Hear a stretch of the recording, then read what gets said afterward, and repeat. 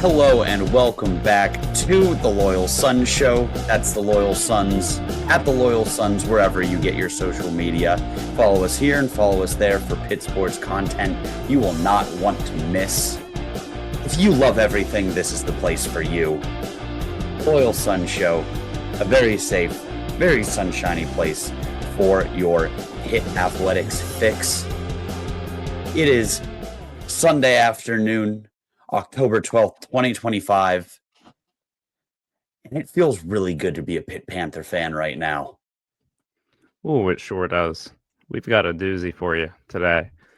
I don't know. I just have a very good feeling right now. I don't know what it is exactly.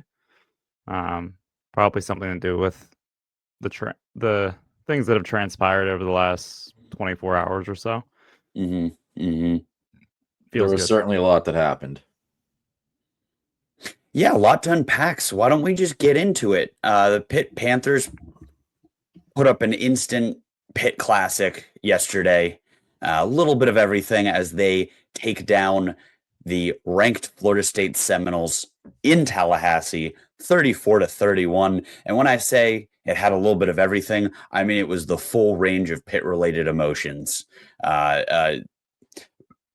Head-scratchingly preposterous end of the first half, a stand-up defensive effort in the second half, a ballsy showing by a bunch of young playmakers, and we nearly blew it at the end. It had everything.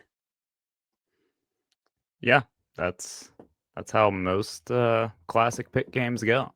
And I don't know. There's a lot of ways we could go to get started with this, but I think the biggest question coming into the game was, or I guess the thing we wanted to see the most was how would Mason Heintschel perform against a higher caliber opponent in a hostile environment, and boy did he deliver.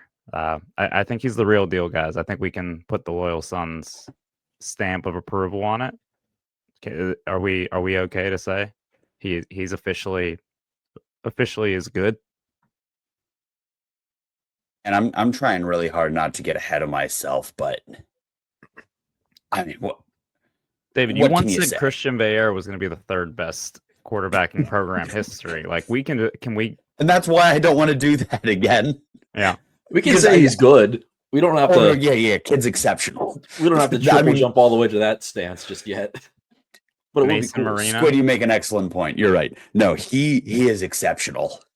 That kid is going places. I kept saying to myself yesterday, this kid was playing for a high school in Toledo 365 days ago. Yeah. Remarkable. Can't believe it. Now I'm too afraid to go crazy because of the things I said about Keaton Slovis and also about Christian Veilleux and also about Eli Holstein. But I think we can all agree, all Pitt fans, watching this kid is just like it's something different. There are quarterbacks we've had that have showed promise since Kenny and before Kenny and all around Kenny. This more feels like Kenny. Not to make that comparison, but this kid's different. And not to make that comparison, as I'm wearing a Archie's exclusive Mason for Heisman shirt. Archie told us he fired those up after the Boston College game. A little premature, certainly, but we were all in on it, and everyone was loving them. So, collector's item now. Get that signed by the kid from Oregon, Ohio, and in 2 years, that's going to be worth a little bit of money when he takes the hardware home from New York City. Yeah, no one will believe that I got this after his first start whenever he actually wins the Heisman in a couple of years. You got to date it. You got to put the date on the tag or something.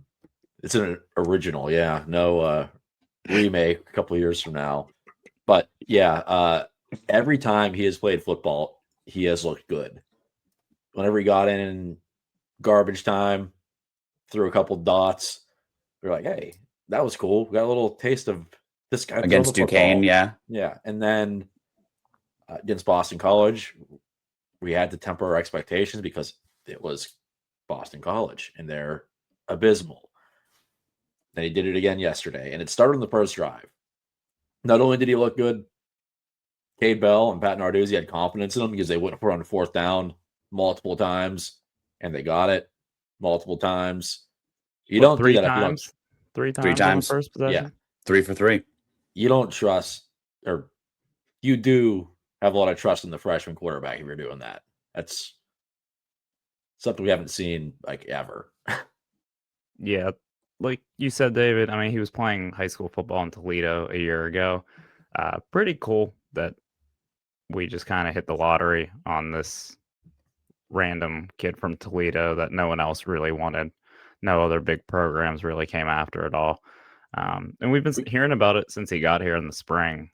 They've been talking about how impressive he is, super talented, think really highly of him. But I think even those coaches would be full of it if they said that he was going to be this good this soon. Because if he was, they would have just played him from the start of the season. They couldn't have seen him being this good. It's pretty We're funny because the definitely people who ask us already Pitt fans about Heintschel from the outside, they're like, "Yeah, this kid's a freshman. Like, was he a big recruit?" And we're like, "I mean, it was nice to get him, but I didn't really expect him to be contributing in any meaningful way for like a while, if at all. Who knows?" it wasn't until the reviews started trickling in it started in spring ball, correct? Yeah. He kind of got on our radar a little bit. People spoke highly about him, um, and we had heard that the incumbent starter was making a lot of turnover worthy plays, but I don't think anyone expected a switch at any point. I don't think we expected Mason to look as poised and as complete of a Division I quarterback as he does. He's so polished. He does so many things well. He's so confident. Yeah, it's some of the plays he makes, it's not even just like, oh, he's polished. Like the touchdown, the second touchdown that he threw to Des Reed yesterday, making a guy miss throwing across his body. It was like, that looks like Mahomesy. Like that is different. That is not just a freshman, making the right read. Like that's legitimate talent showing off his athleticism. Man, how can you not get overexcited about this guy right now? I don't think anyone's pumping the brakes right now. No. Not on the Loyal Sun show, not on Pitt Twitter or anywhere in the Pittsburgh media is anybody pumping the brakes. Yeah. And he's starting to get there's some national media too. Like, oh, who's this 18-year-old from Pitt popping up on my radar? What was this throw he made in this game yesterday? Are we serious? That play you referenced where he hit Des Reed in the back of the end zone, that was in the third quarter. That has gotten a lot of social media play because of the athleticism and the just ridiculous ability to create from a freshman quarterback. It's also just impressive how he saw it and then found the way to get the ball to him. I don't think us on TV even saw Desmond Reed. We're like, oh, it was Kenny Johnson who was over his head, and perfectly in stride comes Desmond Reed. So creative mind, to say the least, too. He's got a cannon. He has pinpoint accuracy. He can even do that like change your arm angle thing that scouts lose their absolute shit over. Oh yeah. Arm angles. Yes, people Arm love talent. arm talent, He's got some moxie too. velocity, moxie. This guy has to have scouts salivate.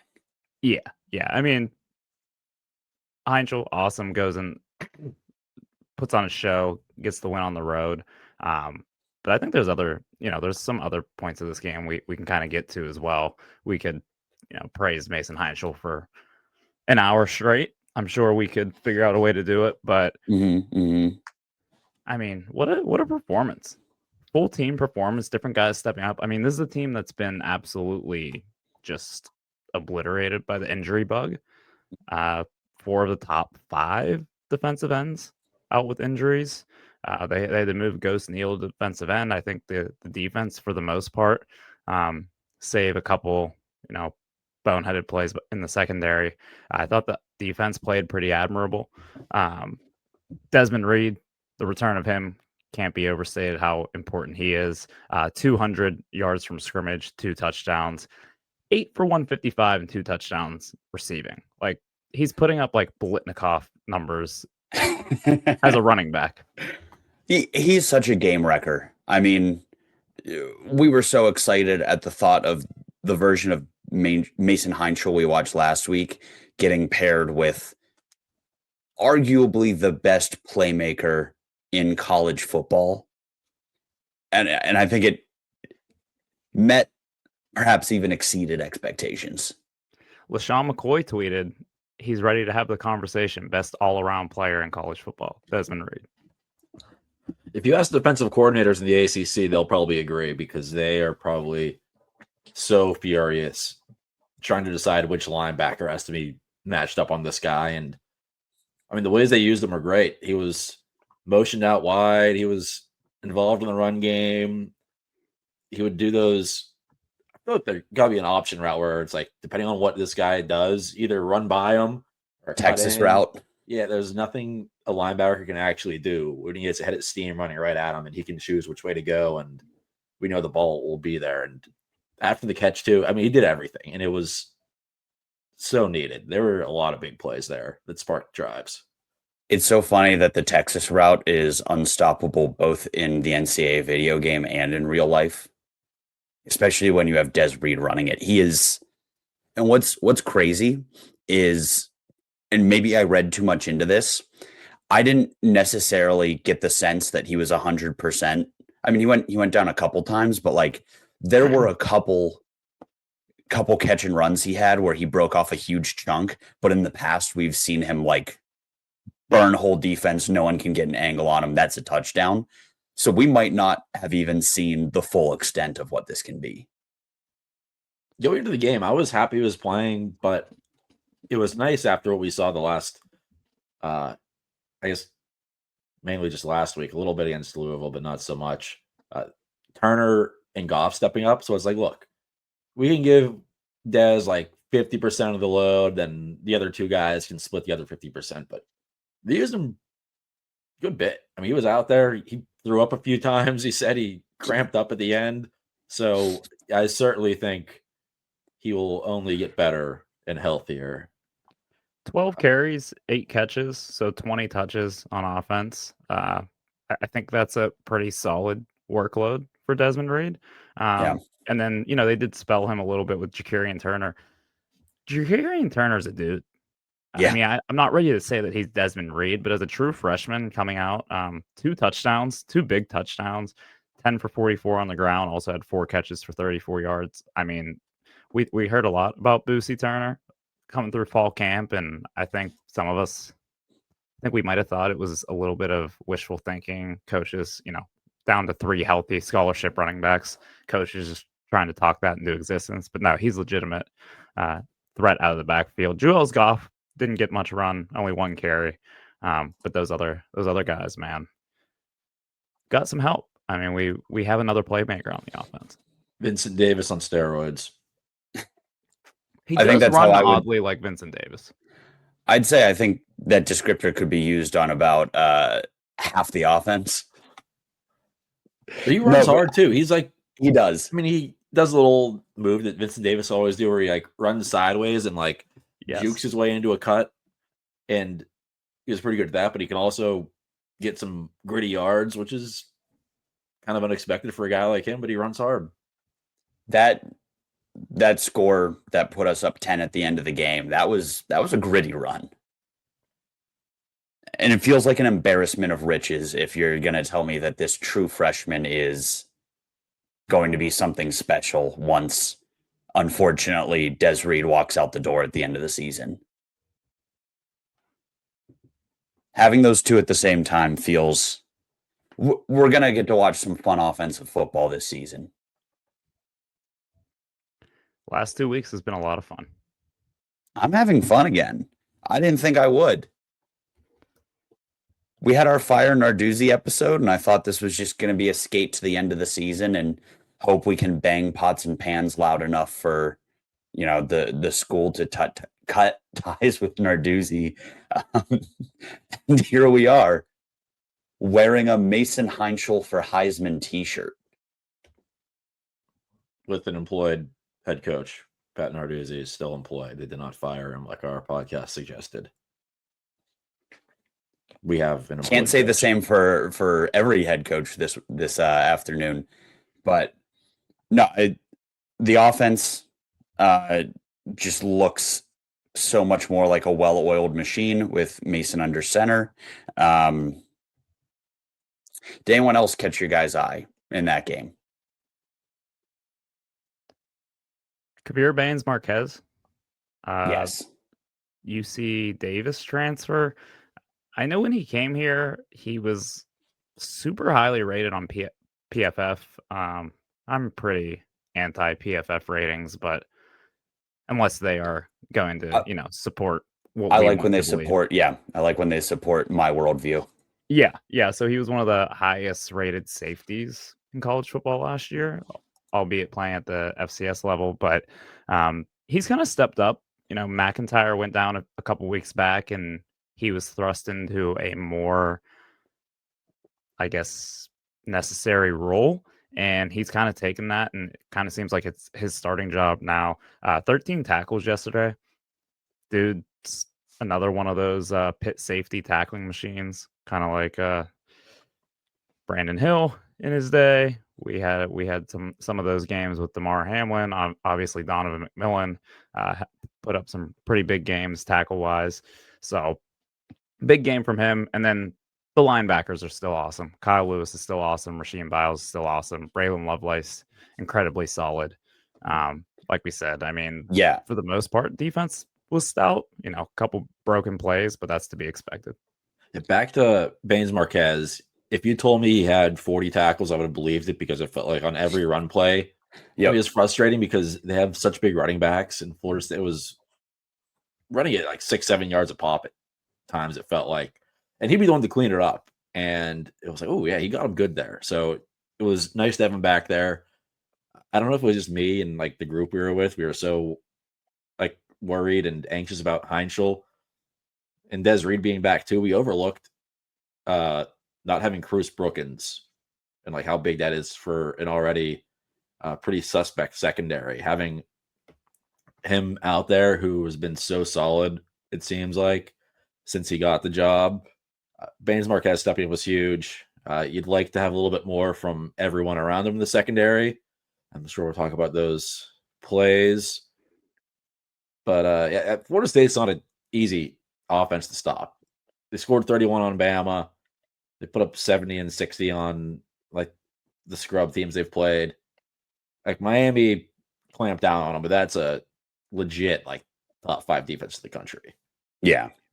I can't believe it took us this long to mention that the team Pitt just beat Bama and beat their ass to start the season. Mm-hmm. Like took it to an Alabama team.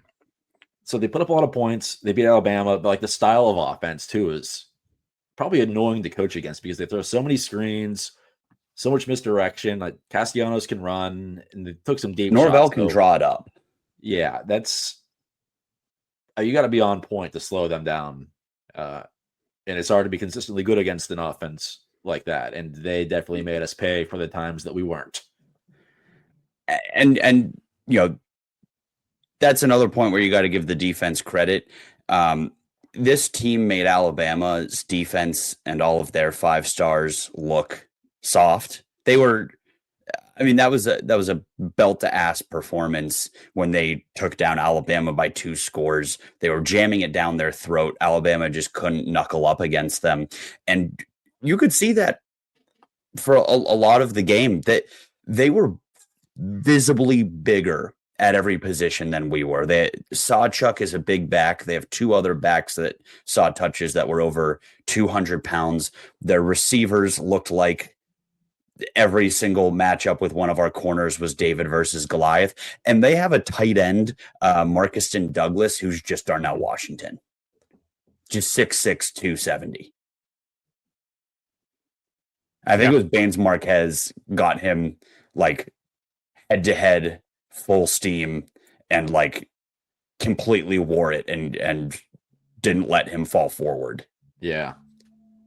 So there was a little bit of time where it looked like they were going to just kind of sit on us. We're a little bit lighter in the ass than they are, but those linebackers, man, that is such a special group.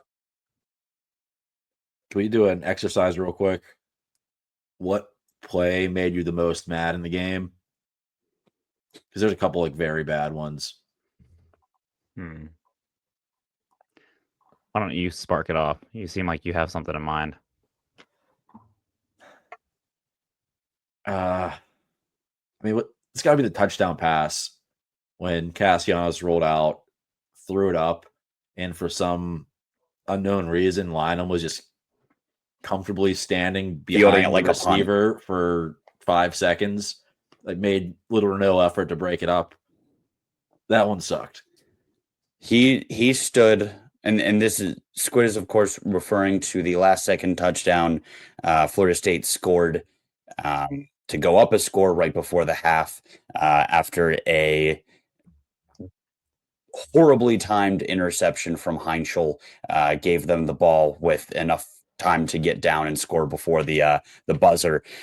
Just honestly an arm punt of a throw, and Tamon Lynham was trying to field it like a punt. He was just standing heels on the goal line, waiting under it like this, and got bodied by a bigger receiver. Because that's what's going to happen when you do that, when you wait for the ball. Yeah, that's probably number one. I was also pretty upset about the one they gave up late. Just getting beat over top. I mean, it's a 2-score game. The one thing they could not do was let Florida State score quick. And what do? They let them score quick on a broken coverage. That one was pretty infuriating, watching Javon McIntyre chase the receiver into the end zone. And now it's like, oh, well, this comfortable 10-point lead now feels very uncomfortable. So one of those two plays, I would have to guess. Is there a third one that comes to mind for either of you? The no call PI on Kenny Johnson in the end zone was pretty bad. Pretty egregious PI that just got waved off. But I believe we still cashed in that drive. So yeah, honestly, off the top of my head, I couldn't remember. Yeah. I was a little tuned up yesterday. Not gonna lie. As you deserve to be. It was a big day. Where were you again, Dylan? I forget if we said on the air where you were watching the game from. So I was actually watching the Pitt Panthers from the cozy tailgating lots of Happy Valley. Yeah, believe it or not. I know some people on this listening right now are like, whoa, what's going on here? Unaffiliated, went up with some friends, spend the weekend. Funny story in terms of the viewing experience. I was like, we went to tailgate. There were obviously TV at the tailgate, but walking up, if you've ever tailgated in Happy Valley, they have all these tents, like tailgate guys stuff. They'll set it up for you.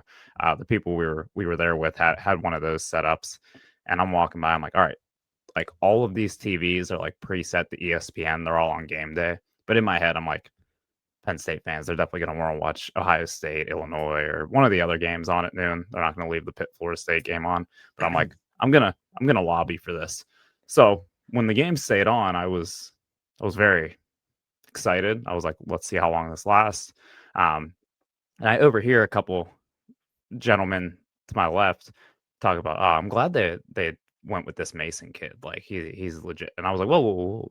Like, you guys Pitt fans? I was like, oh yeah, huge Pitt fans. The guy was like, I paid for this TV to be here at the tailgate. Like that was a non-negotiable. I'm like, came through because I was gonna skip the tailgate and try to go find a sports bar to watch the game. Ultimately was able to watch it with a couple Pitt fans, believe it or not. So yeah, that loyal sons out in Happy Valley. Yeah, that was the first very, very good thing to happen in a day full of very good things for us Pitt fans. Let's not get ahead of ourselves yet. Nope. We still haven't defeated the Florida State Seminoles according to my watch yet. So yeah, sorry for derailing us, but I did think It was very safe and sunshiny. That's why I don't do the intro. But there were it's a very up and down game. So it'll be remembered as a crazy, impressive Mason win, but a rocky road to get there for other reasons. Yeah. So my answer to your question, Squid, the most frustrated I got was just the handling of that red zone opportunity before the second half, before Tamon Lynam led up an egregious touchdown. Third and short, sending guys to the end zone. You're at what the 15, the 20-yard line. Minute 45 left in the half. You need to get a first down, and then you can do whatever you want with the clock. Florida State's not getting the ball back. I don't care if the drive only results in a field goal. It's a tie game. They're getting the ball at the half. You can't be doing what we did, sending guys to the end zone. For what it's worth, I do think Kenny Johnson might come down with that ball for a touchdown if he does not slip out of his break. So I'm not going to put that one. Puts his hand on the ball and probably isn't intercepted. Probably not picked. Yeah, probably not picked. So I'm actually not really going to fault Mason for that at all. I did get the sense as things were starting to get a little bit jumbled before the half that Cade Bell was doing that thing again, where he just kind of loses sight of the big picture and makes some pretty questionable calls on some very critical downs. That was not the only third or fourth and short where he was just like, everybody run a drag, run a fly, run a go route, huck it, chuck it, football. I thought it was really questionable, and that could have been the game for us with them getting the ball back at half. When they scored, I was like, that's at minimum a 10-point swing, maybe a 14-point swing. I thought it was like, okay, we blew our chance. We played a great half of football, and we blew our chance. And man, they responded coming out after halftime. But yeah, that felt like backbreaker. We blew all our momentum. Yeah, I think it's kind of what we're going to have to expect and kind of take from Cade Bell. That's just part of, you get the awesome Desmond Reed games and stat lines. You also get some questionable decision making because he just has a play drawn up that he really likes and he knows is going to work until it doesn't. And that they did. They'd certainly bounce back. That was what I thought was most impressive about Heintschel yesterday.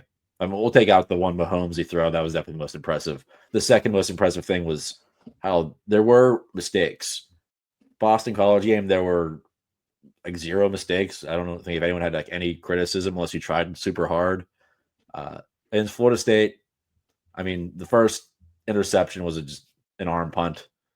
Probably better than an actual Junko leg punt. So happy about 52 that. yards, 52 yards on that arm punt. Yeah, I'm not going to be.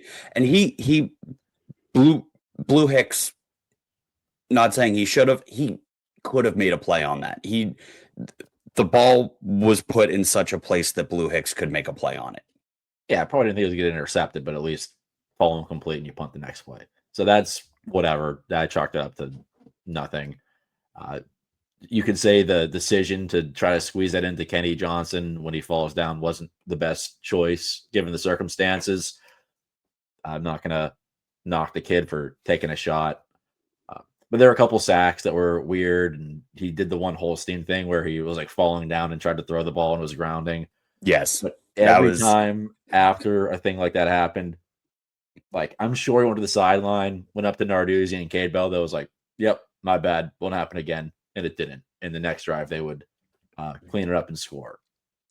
The important thing to note is that ridiculous Mahomesian sidearm crossbody touchdown pass he had to Des Reed was immediately after consecutive picks.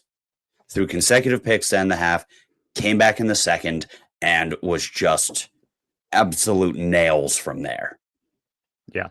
And he was still ready to go out and make plays. He didn't get skittish and say, "Okay, just gonna take check downs. I'm just gonna run the ball," which he did very effectively, by the way. 64 yards on the ground, and continues to be impressive with the way he can not only extend plays but just tuck and go.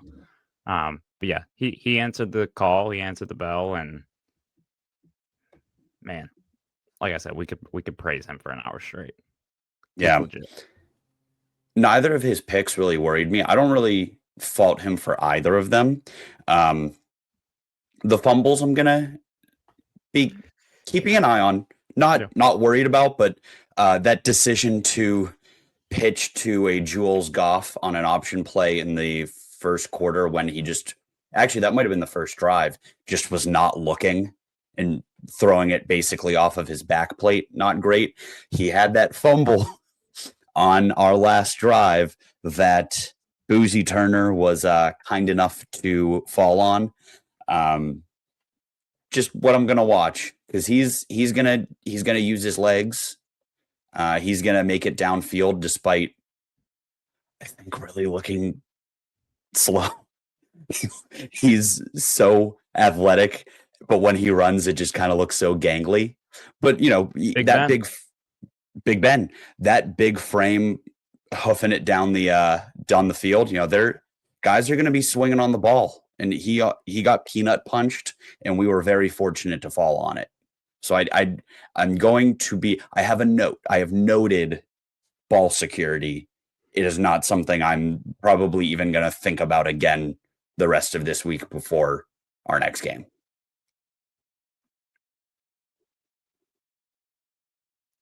Good. And yeah. And then we beat Florida State. And we beat Florida State. Yeah. Anything else happen yesterday? Are we okay? Are we okay leaving that as where we want to leave the Florida State game? Any final thoughts about the victory over the Seminoles? Other than, all the sad folks over in Monroeville this week. Tough one for them, yeah. I think it's great because did we all pick Pitt to lose in the prediction last week? Yeah, we all did. But I think the consensus was like, hey, if Heintschel looks pretty good and we come up a little bit short, we can live with that because that means we'll be able to compete with most of the teams on our schedule the rest of the way, probably. And certainly next year. Yeah, and considering we just flat out won in Tallahassee against a team that is good. Like they lost. Their record isn't the greatest. They won't be ranked after this week, but I think that's a tough team to beat. So outlook, a lot better than what we expected entering the week. Yeah, I still think that's a team that schedule pending cleans up like 8 wins. I mean, they got Stanford, Wake Forest, Clemson, Virginia Tech, NC State, Florida. That's 2 potential losses, but also 2 games I could see them winning given their talent level and the way that they can just drop some nonsense on offense. That is a good football team that we beat with a true freshman quarterback in his first road start. I'll take it. Mm-hmm. So looking forward, outside of the 2027 Heisman, I don't know why I keep saying that. I'm sorry, I'm selling you short for next season, Mason. Outside of future Heisman ceremonies, what is now in front of us that we didn't think was in front of us? What is our outlook going into next week and maybe a little bit further down the line for this season? I think, sitting at 4-2 right now, 1-1 in the ACC, with maybe the easiest stretch of games on the schedule, at least in ACC play coming up. So we head up to Syracuse next Saturday, 7:30 kickoff in the Dome. Pitt currently 11.5 point favorites in that game. Did not expect Pitt to be double-digit favorites in any game this season, maybe outside of that Stanford game in a couple weeks. So they head up to Syracuse. Then they have NC State at home. Then you go out to Palo Alto for the Stanford game. And then Notre Dame comes to town. And I think, I don't want to get ahead of myself, so I'm not going to let myself get ahead of myself. But Do it anyway. there's a good chance that could be a very, very important and big game with Notre Dame coming to Pittsburgh, like a ranked matchup, legitimately one of the biggest home games on the North Shore of the past decade or so. Pitt has a lot of work to do to make sure that game stays important, but wasn't going to let myself do it last week, but I'm going to start letting myself think some things. We, primetime Mason at home against Notre Dame. That's what it's opened up. And obviously, if they take care of business in those games, then you kind of put yourself into the ACC title game conversation, which is a long ways away for sure. But these next 3 games, it's a favorable stretch of the schedule, and they can make this season very interesting and make the rest of the way really matter. Yep, I'll play along that game. I like our odds in the upcoming stretch. I like what I see from Heintschel. I will say good things about him. I'm not afraid to say good things about him because he actually looks that good. What does scare me that you mentioned there, Dylan, is looking ahead and thinking about how big a game could be if Pitt wins out. I'm scarred from the one year whenever we were like, hey, if Pitt and Clemson are both undefeated come week 7, game day might come here. And then we lost to Western Michigan. And it was like, we spent all offseason talking about that. This is what we ended up with. So I'm not going to play along with that part, but everything else, yeah. We said it on the last show. If Mason takes care of business against ranked Florida State, we can start thinking some things. I think we're starting to think some things. I don't want to think too many things until we take care of business these next 3 weeks. But if we take care of business these next 3 weeks, Things will be what fun. things will be fun. Yeah, we're at the point now where if we lose to either Syracuse or Stanford, I'll be at Narduzzi's neck again. Oh, yes, 100%. Yeah. If you lose, it's not like, we have this like true freshman questionable backup quarterback. Like the rest of the year, like it's whatever. It's all no. If we lose to those terrible teams with what we have, that is pathetic. NC State, I feel like we should also win, but they're a little bit more volatile, I guess. I don't know. They've shown flashes at least. Those other 2 teams suck. Yeah, they're a pulverize question mark. them. You're exactly correct. So that's going to be my next measuring stick for Mason is how he handles himself with a whole lot of momentum and a rapidly rising profile within the grand scape of college football against inferior opponents. And if he, I want to see business handled. Yeah. Starts next Saturday at Syracuse. So I'm excited. We get to have a football game that isn't at noon. So I'm excited for that. Those games in the Dome, always a little interesting. Pitt has had Syracuse's number for the most part, other than when they play a game at Yankee Stadium and they decide to use a tight end as their quarterback.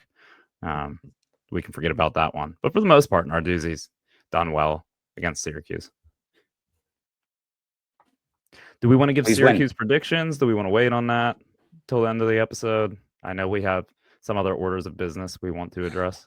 Let's do it now while we're talking about it, because now I'm thinking about it. Syracuse has been a mess since Steve Angeli went down. They had a very, very heroic win over Clemson back when we still thought Clemson was Clemson. And that in that game, Steve Angeli, their quarterback, the transfer from Notre Dame, who was a hero against Penn State for one drive in the playoff last year, people forget, he tore his Achilles out for the year, and they simply have not been the same football team since. They're getting destroyed by every team they play. Yeah, as a quick recap to what Syracuse's season has been since that Clemson game. Last week lost to SMU by 2 scores. They lost 38-3 to Duke.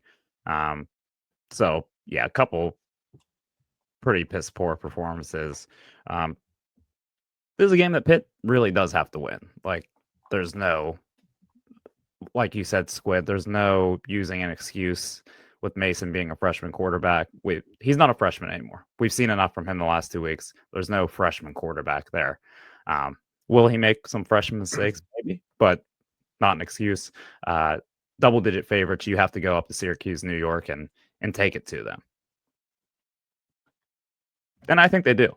If we're ready for a prediction time, Shoot. I think this Pitt team's riding high right now.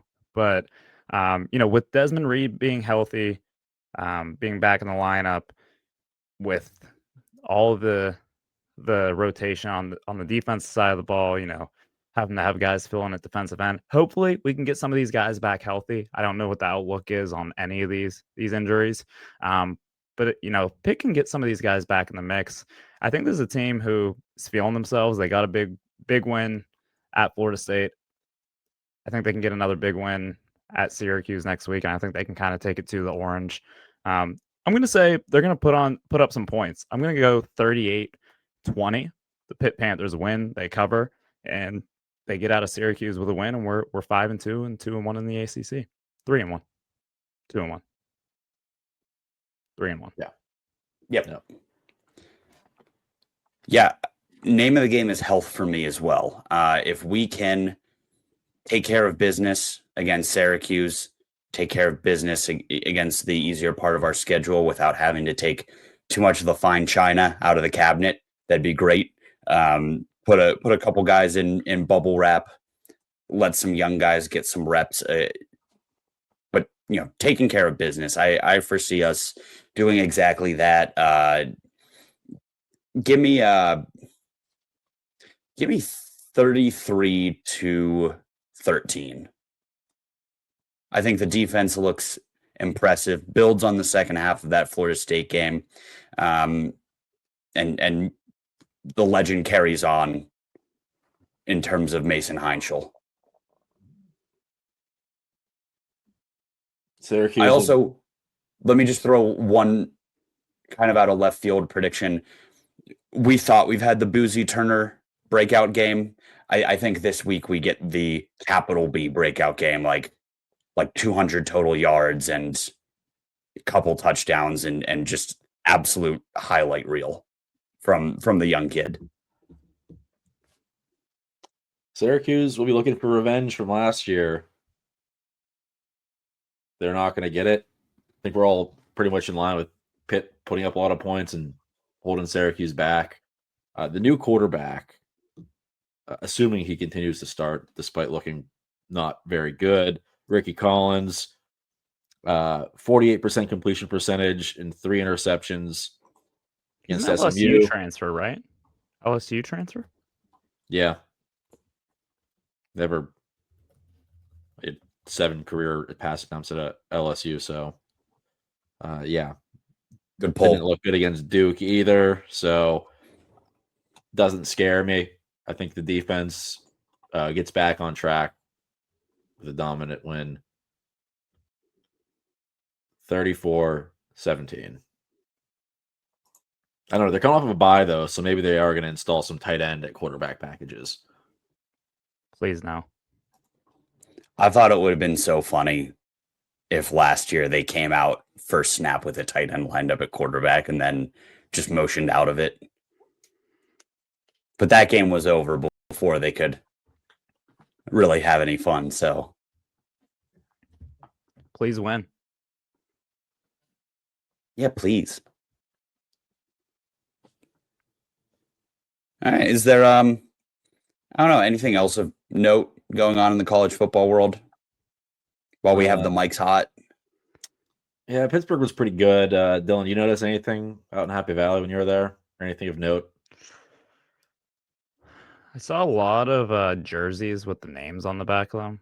I didn't think they had those, but it seems to be a pretty common theme amongst the fans. Oh, they lost to Northwestern. Huh. They did. Yeah. Almost forgot about that. That is a hard sentence to stomach. Lost to Northwestern. And Drew Aller's out for the year, apparently. I mean, they should have had a whiteout. They probably would have won if they had a whiteout. That's You know who else probably is out for the year? Hot off the presses this morning, James Franklin relieved of his duties as the head football coach in Happy Valley. I First didn't think time they would do it. ever. Yeah, I mean, if it's the first time a coach or not the coach, the whole team lost back-to-back weeks as 20-point favorites. That's embarrassing. First time ever. I saw last time in 40 years, but you're telling me last time ever. Well, whoever tweeted it, I think they only have data that goes out back until like 40 years because that's when like betting lines were more of a I don't know. It was like as far back as it possibly went, so I just assumed it was ever. It doesn't happen. You've had the worst 2-week stretch since gambling became a publicly like documented thing. Yeah. Man, and the number that Pete Thamel's throwing out is 49 million on the buyout, second largest buyout ever, besides Jimbo Fisher's at A&M. Man, like I said, I did not think they would do it. It's obviously been a rough stretch, but clearly, athletic director, probably some, deep-pocketed boosters had seen enough. And like I said, I was in State College this weekend in Happy Valley. Was not too happy in the Valley. No. Yesterday. They man, that fan base turned quick. I know there was there was the big game James narrative. I know that a lot of Penn State fans were not happy with how he couldn't get it done, but for the most part felt like he was supported there. And man, they were ready to run him out of town. They were ready to do it. There was probably 10%, 15% of the fan base who was ready to do it after Oregon. About 50% of the fan base last week after UCLA. And they were just all out, 100% out on him yesterday after they dropped it to Northwestern. Yeah. And now he's 100% out of that job. It was funny because everyone saw the UCLA game, and you could kind of chalk it up to UCLA just had the game of their lives. Nico played as well as he ever has before. New OC, coaching staff, UCLA like lifer calling plays, like everything just worked in their favor. It was a magical day. The Northwestern game, that was just like a not very good football team kind of dominating the entire game. And it wasn't like, wow, Preston Stone looked amazing. No, I mean, he looked pretty good. He made some throws. They were just better than Penn State, and that is pathetic of them. Like, it was hard to describe what happened, David. I don't think you saw the game. No, and you were surprised. Completely forgot it was happening. And yeah. Whenever we explained it, yeah, they just kind of marched up and down and methodically beat them. And Penn State got stuffed on their last drive on fourth down, and that was it. Yeah, I think the bigger theme than anything, I mean, Northwestern, I mean, they scored 22 points. Their offense, like you said, Squid, they weren't setting the world on fire. The theme of Drew Aller not being a good quarterback, something that we've been discussing this for 3 years. No one wanted to listen. We're crazy. We're haters. We didn't discuss it. We observed it. We watched it happen in real time and talked realistically about it. Something that people across the country, and especially in Happy Valley, somehow still aren't able to do. Yeah, it's still the receivers. Interesting experiment.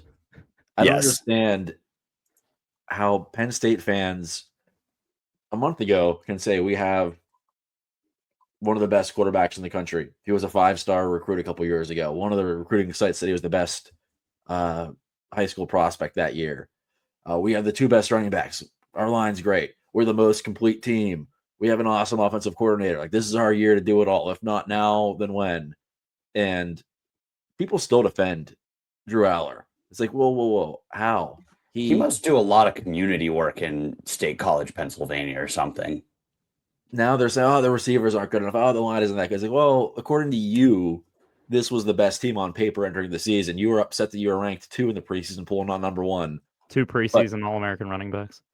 Yeah, but weird. This guy who throws for 135 yards, 60 of which came after a catch on a pass 1 yard down the field. After I was going with that, I was just so worked up. I'm curious to see where he will or won't get drafted. But I don't think I have to worry about it being the Steelers now, thankfully. We don't even have to play in that hypothetical, but no, we would be the 3 most insufferable guys of all time. We would have friendships ruined if he played quarterback for the Steelers. Some people probably already think we're the 3 most insufferable people of all time, but we definitely would be in that case. But I digress. It's not going to happen. Yeah, they're going into Kinnick Stadium next Saturday night. 3-point underdogs, 3-3. National championship or bust season is over, and they are footing the bill for a $49 million buyout for big game Jim Franklin.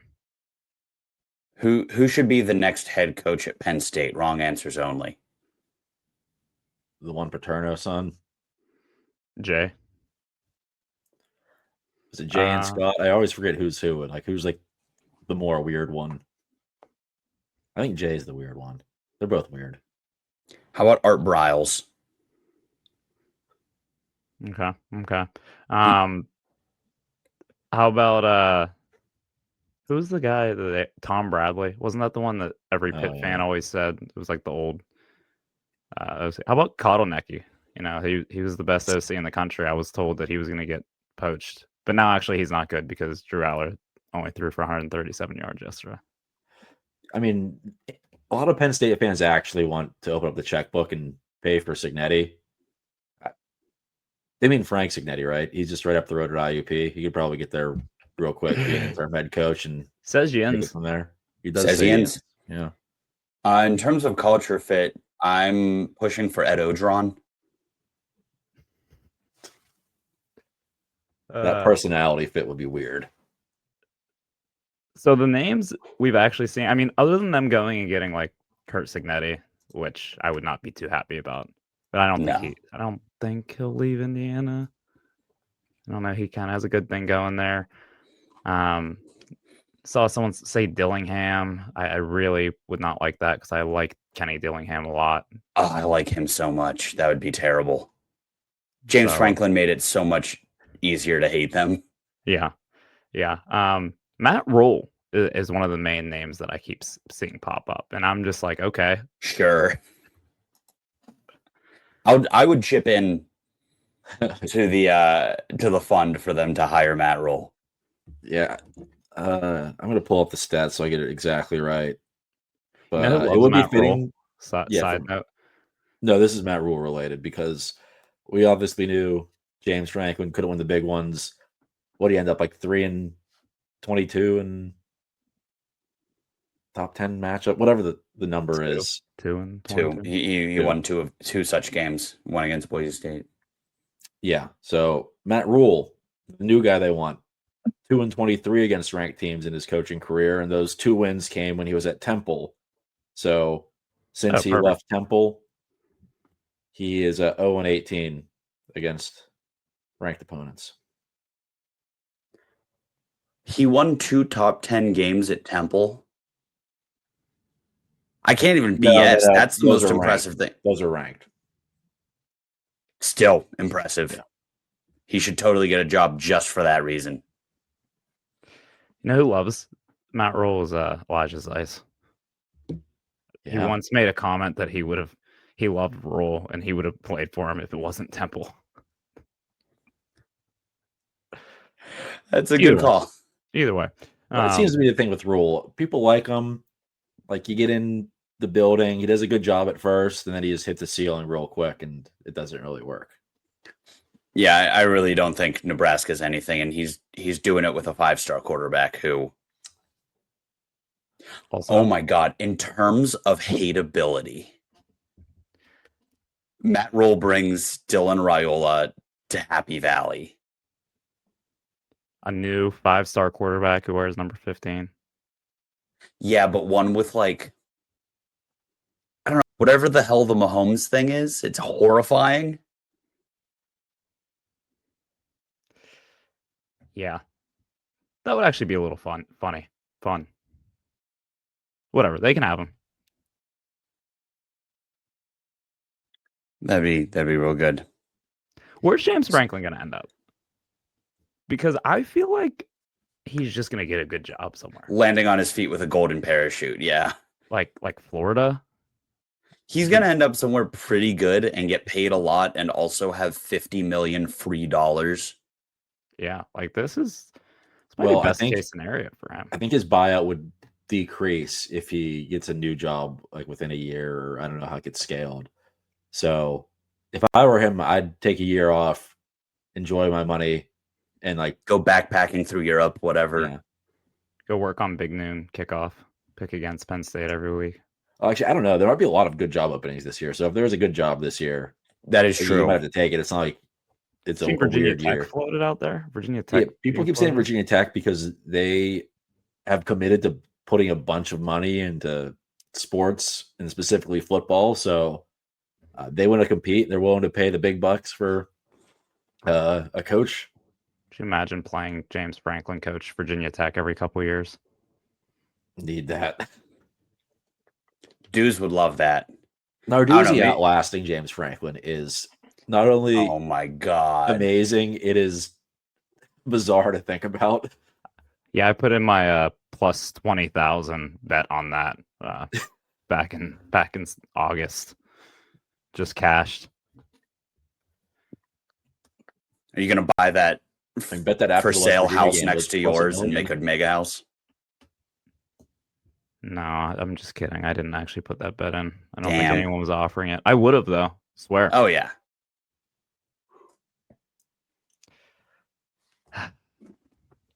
It's a good day to be a Pitt fan.